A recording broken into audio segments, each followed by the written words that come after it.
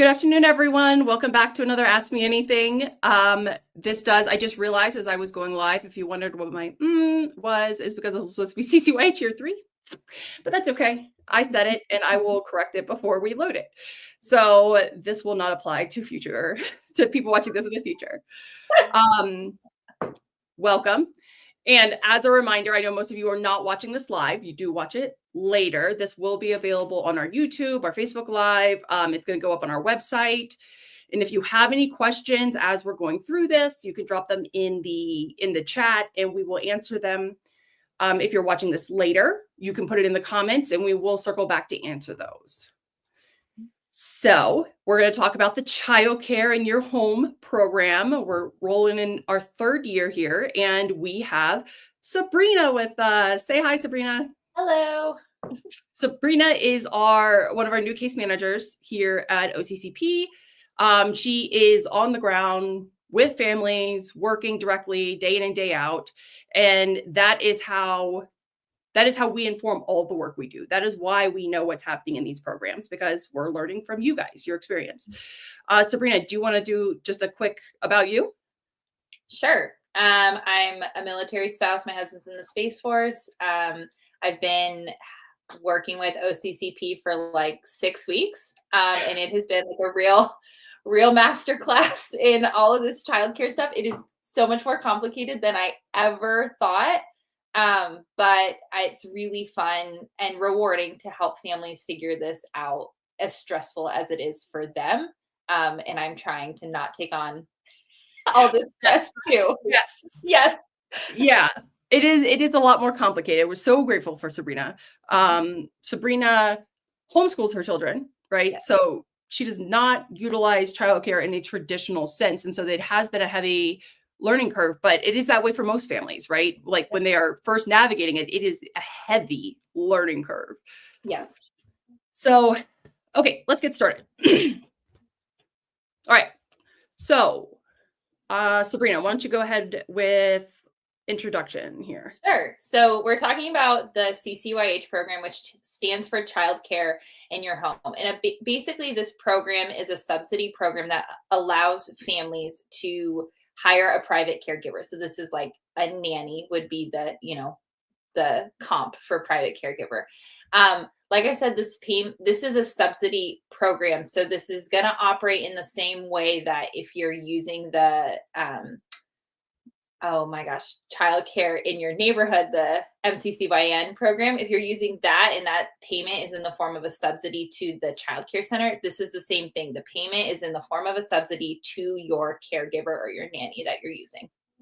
And that's like one of the biggest contention points that I used to see in case management, right? Families not understanding they are not the reimbursed party. Yep.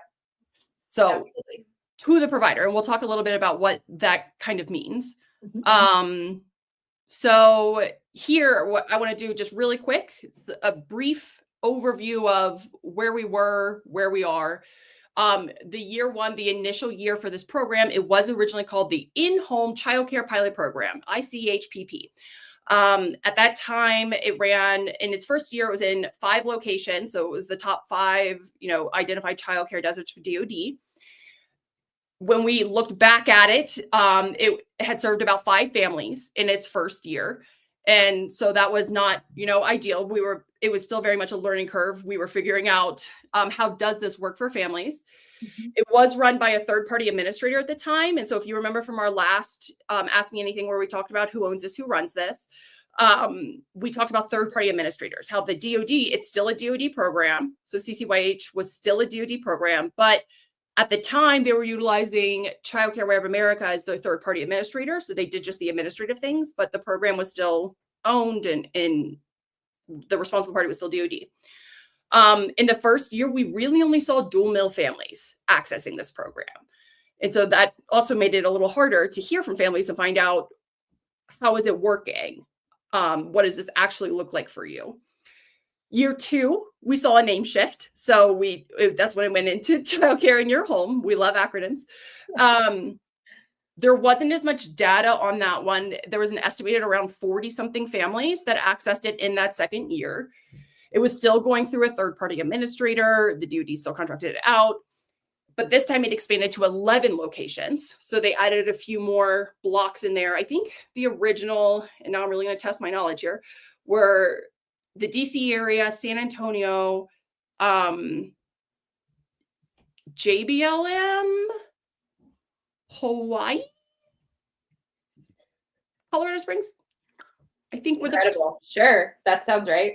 That's okay. So it's 11. It was 11. Yeah.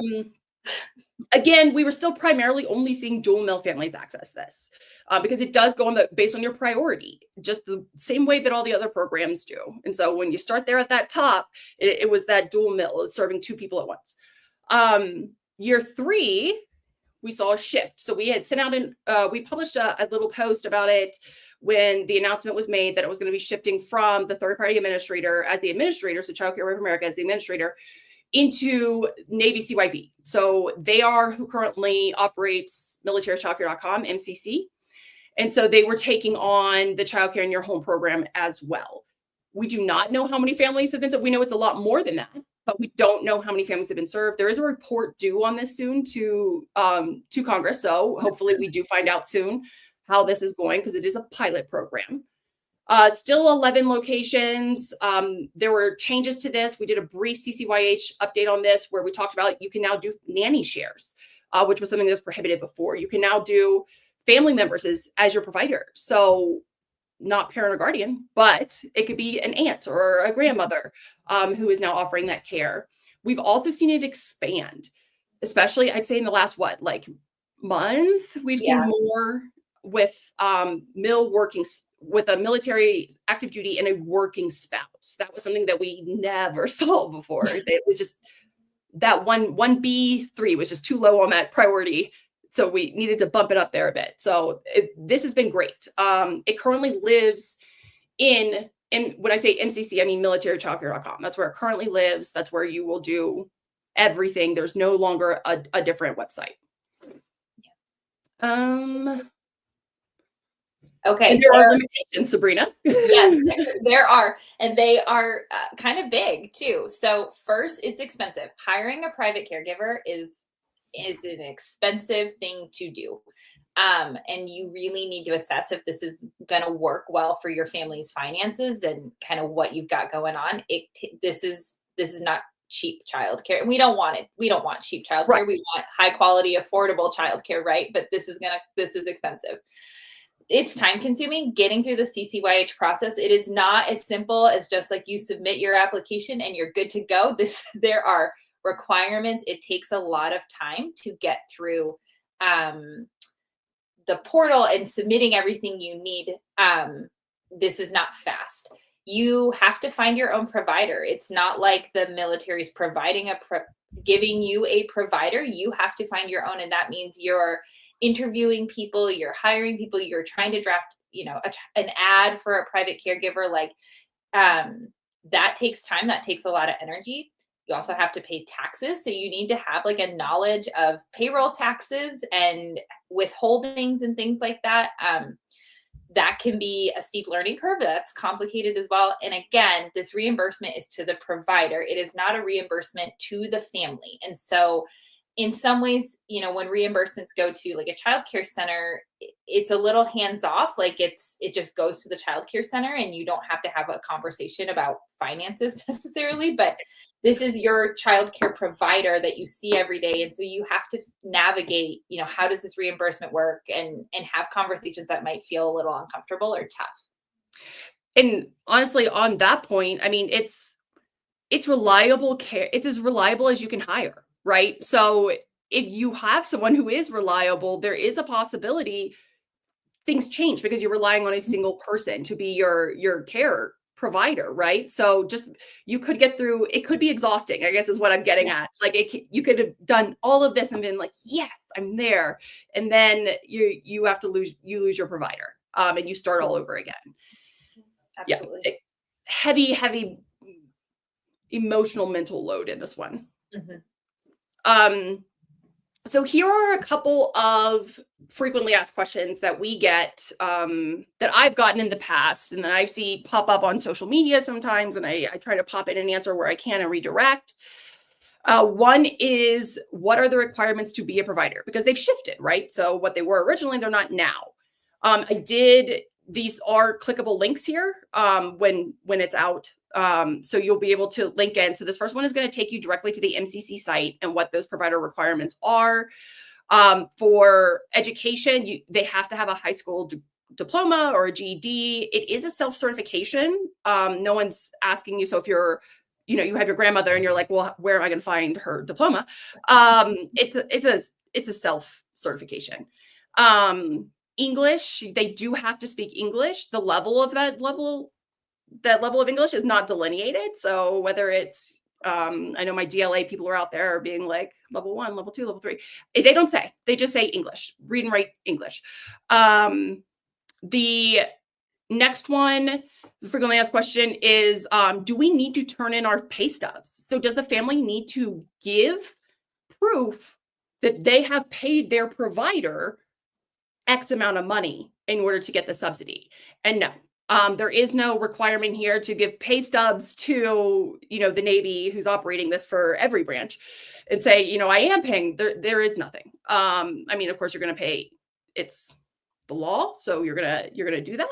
But there is no proof to be handing those back over. Sabrina touched on this briefly with the taxes.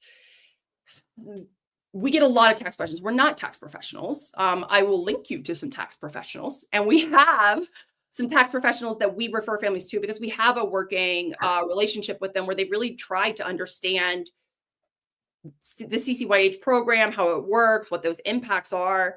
And it is more complex than just hiring someone because there is a subsidy piece. And so what's happening is you are the household, you have to be a household employer. So there is no 1099ing, this nanny. It is a W-2 position. You have to have a W-2 employee as that's what your caregiver is.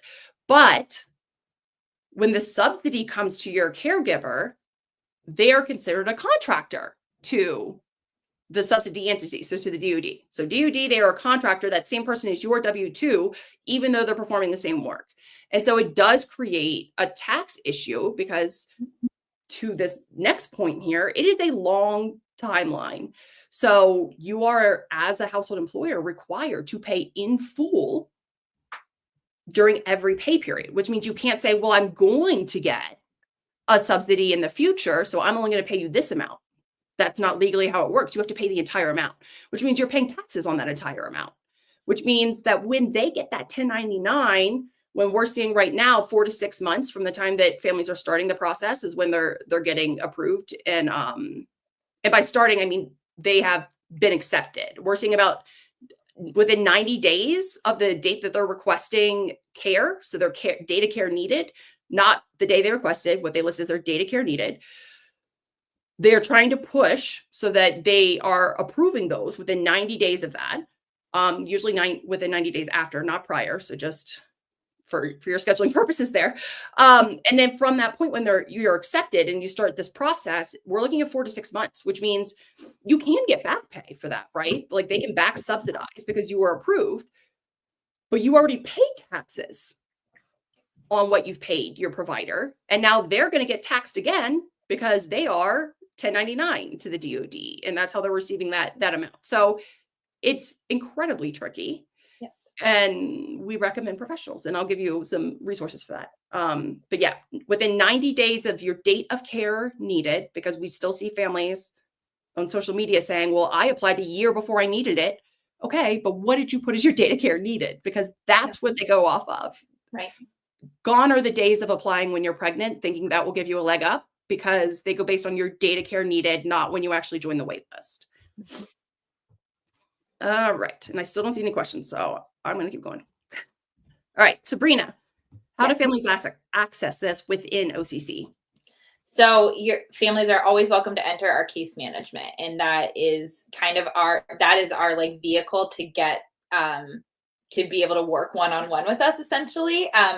We can answer your questions. We can help determine, if this is a good fit for your family. Ultimately, you are the only person who can decide if this is a good fit for your family, but we can give you information to help you make that determination. We also have lots of resources on our website. We have sample contracts that align with the requirements from the DoD. We have the tax professionals that Kayla has mentioned that we can connect you with if you have questions about the payroll, taxes, and things like that.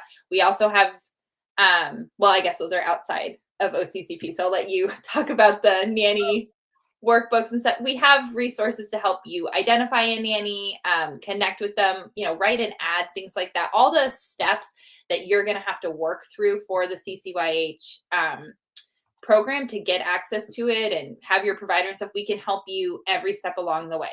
Also, if you are in our pilot area for Homefront Help, which is that like Emerald Coast of Florida, it's that like Eglin, Hurlburt area, you can use one of our helpers. You can, you will have to do the same process of interviewing them and hiring them and doing a contract and stuff.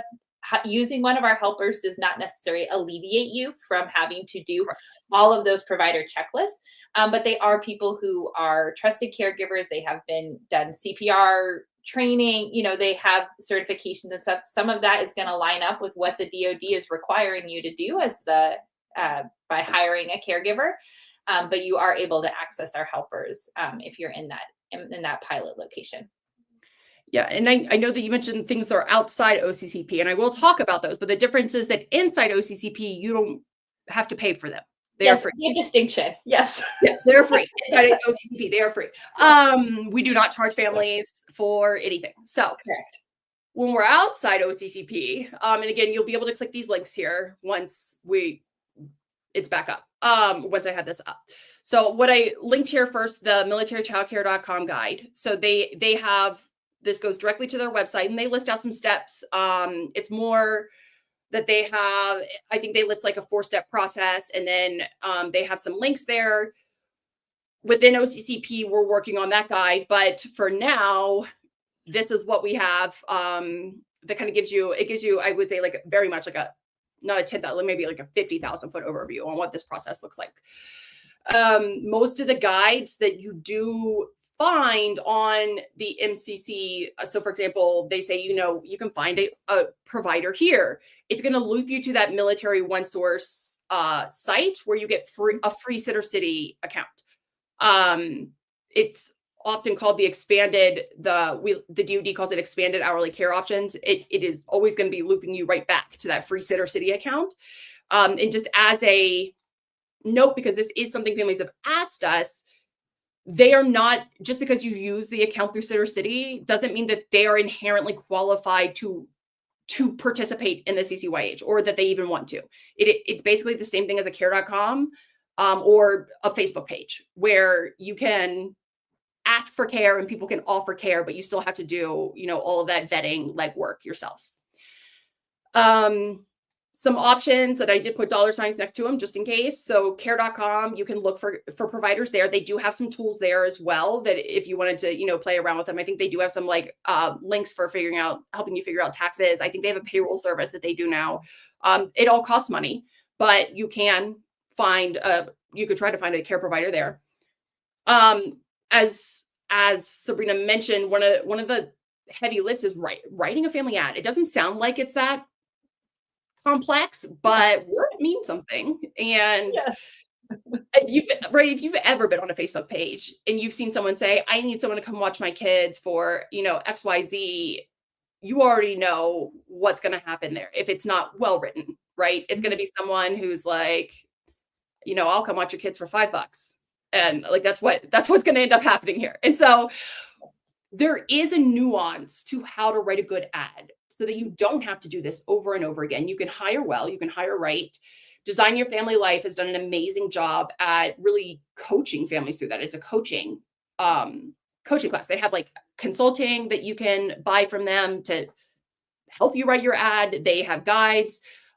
We do have a guide of theirs within our own system. And so if you do come through our case management, that is free through our system. The taxes, every payroll service is going to charge you something. If you use a payroll service, you're welcome to do it on your own. You don't have to. Through OCC Project, you can get a referral for a free consultation with GTM to talk about this program and what it would mean to you, for you, tax-wise. If you go outside of us, you can use some of their tools, but you may have to pay for a consultation. So recommend asking for a referral here whenever possible.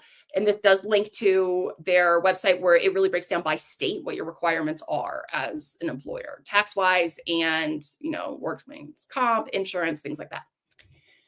The MCC site lists Military OneSource as a tax option. So I am also listing it, but what we have heard from families is that, they can't give you any advice. So unlike GTM, who can say, this is how I would structure it, or other payroll services, they will tell you exactly what to do, assuming that you know everything already. So if you're not already comfortable, then I would suggest going outside of it. And we're happy to give those referrals wherever possible, because every state is different. We move a lot. So even if you figure it out in one state, whole different ballgame in another, right? Right. All right. Sabrina, how do they get into OCCP here? Yes. So on our website, there are many links that will take you to case management, but you basically fill out that intake form. And you'll get a lovely email from myself or one of our other case managers.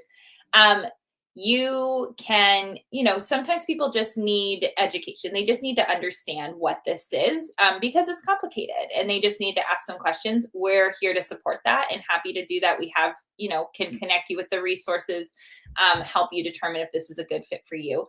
We also, if you are a family that needs an exception to policy can be, this program is up to age 5. You have to have a child, or your child has to be between 0 and 5, because 5 is like colloquially like when kids go to school, right? Maybe you have a child that is 5, but your kid's not in school yet. So that is going to be an exception to policy you're going to need. Maybe you're in an area where this program is not operating for whatever reason. It's not a participating location, but you need this because of the childcare demands that you are trying to alleviate, right? And so you need an exception to policy for that. Maybe you were in DC where this was approved, but now you're moving to Idaho where it's not approved, and you're trying to figure out like, hey, I'd like to keep accessing this. This has been affordable quality care for my family that, I want to continue accessing, but now I'm in a place where I can't access it. I need help with that. There are other exceptions to policy. I'm just not going to get into all of them. So many. And then, yes, so many. But then also families who have started this process on your own, but you got stuck. We get a lot of families coming in who got stuck at somewhere in the childcare process. This stuff is not easy, and it's not streamlined. And you just need support to get unstuck. We are here to help with that, and you'll just come in through case management the same way. And maybe you need a combination of all of the above in some way, and we do that too. It's not one size fits all, or it is one. I don't know. You said it the right way. It's not. No, it's not. It's not one size fits all. You said it perfectly. Every family is unique. You nailed it. Nuanced. Yeah, yes. Absolutely. And so if you are outside OCCP, because of course people do this without us all the time. So we are not the be all end all in accessing any of these programs. We say that to every family who comes in. You can do it on your own. You could start. You go to militarychildcare.com. You submit your application. You need to ensure you're in a pilot location though, because if not, when you sign into to request that full-time care, it's not going to show up as an option. So CCYH will not be a little checkable option there. You will request the program and you're going to wait for your acceptance. Again, it goes based on your data care needed, not when you submitted it. So keep that in mind when you're listing what your data care needed is. You're going to be contacted by a CCYH specialist when you are approved, and they're going to give you what those next steps are. And of course, if you get stuck, you just loop right back to what Sabrina said. If you are I'm going to talk about it in a second, what to do if it doesn't show up as an option in your area and you think it should. If you need an exception to policy, but you want to go it on your own, then I will I think it might actually be the next slide. Let me look. No, but I know it's on there. So we will get there. So let's roll really quick. A lot of this we've kind of gone over. This is our what we love and where we worry section. So what we love about year 3 is this is still, expanding access to infant care. So while cost prohibitive for some families, it does give an option, especially for people who have infants, which is just nearly impossible to find right now. Like it's just not something that's available. The option for a live-in caregiver or a nanny share did in this last year make that a more affordable option. It's a little trickier to navigate tax employer wise, but it is easier. Like it's a more affordable option, not easier, but it's more affordable. The location requirements. We have seen some exceptions to policy for locations, and we see this as to be especially helpful for recruiters in our reserve families who may be geographically isolated. So while they are not in a childcare desert per se, like by DoD standards, they don't have access to the care that they need to meet their mission needs. The hour requirements. The program requires at least 30 hours of full-time care, but when we have families who are in shift work or frequent TDYs, the program gives flexibility for that. And that's just something that we don't have when you look at traditional care within like early childhood education centers, wherever they may be. Those are pretty rigid hours, limits, 10 hours only. And of course, nobody wants to have their children in centers for more than 10 hours a day. But, the reality is sometimes you have to, like sometimes you don't have a choice. And in those situations, it's nice to be able to have your child at your house instead, where they're comfortable. And the update allowing not only the update to it to allow the caregiver flexibility piece. So now it can be grandma. Now it can be an aunt. And that was something that didn't exist before. And we had a lot of families who would fly their family members out to help them. Mm-hmm. Where we worry, I think I brought this up last time, we still do not have the ability to utilize this for an au pair. Au pairs are more cost effective. We see a lot of military families utilizing them, but they're not eligible to work in the US. That is a requirement of this program. You have to be eligible to work in the US, and they're here on student visas. So that is not a parameter that they can leverage. And another is that English requirement. And I left it there with the au pair because sometimes, those things overlap. This does prohibit families from choosing a trusted caregiver. Maybe if they are in a dual language household and they do want to choose an abuela to come and watch their child, and maybe that abuela doesn't speak English, the child is learning Spanish and English, but because abuela doesn't speak English, she does not qualify for this program. Another place we saw this was a family had a child who was deaf, and they wanted a deaf caregiver to care for their child. And because they did not speak or, they could read and write, but they didn't speak English, they were not qualified for the program. So that's still a place that we don't really love. We're a little worried, hoping to see some changes. The next is, while we mentioned the hour flexibility in our loves, that's really only if your child is under 5. So if you have frequent overnight shifts, or just shift work in general, you have TDYs, you're gone on the weekends, and your child might be 6, but you would still be leveraging over 30 hours of care because of that, you don't qualify. You can always ask for an exception to policy, but it's very much up to the discretion of whoever is looking at it to decide if they grant it. The same applies if you have a child who is over 5, but is EF&P. So maybe they can't go to school as a result, or maybe their school is not a full day program, and you are utilizing 30 plus hours of trusted caregiver, you still can't use it. It's just not who it was made for, even if it is in that daytime period. So we're still worried about EF&P families and, how this strict age restriction has really kind of gotten them. The no part-time care is another area we worry. There is a minimum of 30 hours, and we know that many families who utilize more than one care method, especially military families, that the secondary care method is almost always a trusted caregiver. And since this program does not allow for part-time care, even if you're not using any other DoD program, it still can be pretty cost prohibitive if you're using someone for your night shifts or your weekend shifts that you would like to leverage this for. When it's part-time, it doesn't work. And despite this form of care costing 2 to 3 times more than an already very expensive childcare center, there isn't a different cap on this. So $1,800 is still your cap, and $1,800 is not you can get up to 1,800. You need to take 1,800, subtract what you would normally spend at the CDC, and then you can start looking at what your subsidy rate might be. We are working on a calculator for this. It's just not up on our site yet to help you kind of visualize what that would be. And then the last where we worry is it's not available at OCONUS still.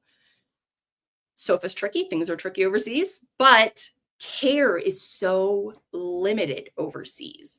We see overseas installations doing things like sitter programs where they will refer families to teenage sitters who have completed their sitter classes through the CDC. They'll say, no, we don't have space for you at the CDC, but you can go do these sitters, which is really frustrating because if you could do that, then why can't we do, the CCYH program? So we are still worried about those families and really just like what it means for them when it comes to care access that fits their needs. Sabrina. Yes. And Sabrina and I really thought about this, we wanted to give you who is an ideal family? We've talked about like what the program perks and limitations are, but what is an ideal family for a situation like this? And it's tricky, right? Yeah, definitely. So, both working. I think, yes, both working because this is expensive. Yeah, right. So even a single income, yes, frequently just does not cut it. You really do need two incomes because you have to follow your state's minimum wage. What is the minimum wage in California? Do you know, Sabrina? I think it's $18 or $19. Right. That's a lot. Like right. It's like compared to, I'm not gonna put them on blast, but like Texas, like $7, like it's different. It is. And then you have to do time and a half requirements too after 40 hours. Yeah. And I think you were going to say like that you have to meet your state's minimum wage. So that is the minimum that you can possibly pay. So like where I live in California, we're talking like $30, $35 really, really fast just because you have to clear minimum wage. Right. Before then we're talking about quality and reliability and all those other factors that more money can get you, quote unquote. Mm-hmm. Dual working E6 in O2 and above, that's really like when we think about how much money, those ranks are making, like it's closer, right? Still in what I'm saying, yes. It's clear. Well, I mean, and that still depends on, if they're married, what does that secondary income look like? And so I feel like there's this misconception that it's our junior enlisted who are always in our, case management saying they can't afford things. It's our junior officers. It is so many junior officers in our case management saying we can't afford this. I can't pay for this. Not just this program, like many programs. So it's a lot higher than you would think. Yes. 2 kids, 1 kid under 5, and you as the parent work, you have like this unusual work schedule or these really long hours or just kind of a schedule that is not conducive to putting your kids in a traditional childcare center. We say 2 kids, 1 under 5 because under 5 qualifies you for the program. Yes. But if I have let's say I have a 3-year-old, and I also have a 7-year-old, but I'm paying that private caregiver to provide care for the 3-year-old during the day. But then my 7-year-old comes home from school and now I've already paid that private caregiver to provide care. I'm able to add in that extra kid. I did not increase my costs. Whereas if, you're at a center, but now you have to pay for after school care for that older kid, you've increased your costs by doing that. So the more, not the more kids, the more kids you have, it kind of gets cheaper, if you will, or the math's a little better. I wouldn't say cheaper, but I mean, 2 kids in a center could run you close to $4,000 a month, which is pretty close to what, a private provider could run you depending on the state you're in. So the math's better when there's 2 or more children for this care option. Yeah. And the tax and payroll. Yes. Well, the tax and payroll and that experience as an employer or hiring, I think that there's just this misconception that how hard can it be? It's hard. It's it's not simple. It's not smooth. There's a reason why people leverage contractors so much, because payroll is hard. There's a lot of rules. And if you haven't done it before, it's easy to get yourself in a spot. The IRS finds everybody. And I think, the experience hiring as an employer, or just hiring in general, this is not maybe for that weekend date night or something, you are totally comfortable having the teenager next door, come watch your kids for a couple hours. Like, I know I am. It is different when that person is now providing full-time care for your kids. Your standards probably as a parent just go up. Hiring a private caregiver is not the same. And we would encourage you to not treat it the same as hiring that infrequent babysitter. Accessing safe, affordable childcare, we have things we ideally want to see, like OCCP wants to see those caregivers qualifications, I guess you could say, for them to have. And so if you're not used to doing this, you're a first-time parent, or this is the first time you've ever hired a private caregiver, like, it's a learning curve and it's hard. So if you're not used to it, it's tough. No, absolutely agree. And that's primarily like this, right? If you're starting for the first time you do it, I don't know if I would want to get the federal government involved the first time that you hire someone. Like, I think maybe the first time you hire someone, it should be a little simpler. But when you are now dealing with multiple government entities, multiple federal level government entities and state level government, to make sure that you are doing it the right way, it's a lot more stressful than I think a lot of people understand. So this is a plus in no way, and this is ideal, right? So I'm not saying that, a couple of E5s, typical, with a couple of E5s with, an infant can't utilize this type of care, but it's harder. So this would be like the ideal situation for a program, the way it is currently built. With nanny shares and everything like that, maybe we'll see more things shift. Yes, I apologize on behalf of my dog, who it's okay. What's his name right now? What's your dog's name? Toby. Toby. Okay. Thanks, Toby. Mm-hmm. Okay. I know that we went a little over our time anyway. Sabrina, do you think there was anything like major from our case management that we missed that you can think of? The only thing I can think of is going back to that timeline slide that you had earlier, that like this process to get approved for this is taking time for families, and it's time you may not feel like you have. Like, you may need care immediately or in the next couple of weeks because you're going back to work, or a shift change, or something like that. If you have not planned for a private caregiver to be your point, your preferred form of childcare, you cannot, it's hard to kind of roll back the clock. Like, there's just not clock to roll back on, because it's taking a while for families to even get accepted into the program and then get in all the right documents and get those through the system. So I would just highlight that, there's not much we can do about it. We try in case management to help with expediting the process, but it is a process. Yeah. And this is a program because you're relying on another individual instead of a center. Yep. That you're at the mercy of everybody around you. So to Sabrina's point, this is something that, timeline wise, I'm going to click to the next one. The timeline wise, it is, that is where I'm also seeing a lot of families stuck, is they think it's going to go one way, and then here they are, they have to go back to work, maternity leave's over, paternity leave's over. The wait list for centers are 1+ year for infants. And what are they supposed to do? Because they don't have anyone. So if you have the ability to start early, we always encourage, and you can come into case management just wanting education, right? Yes. Yeah.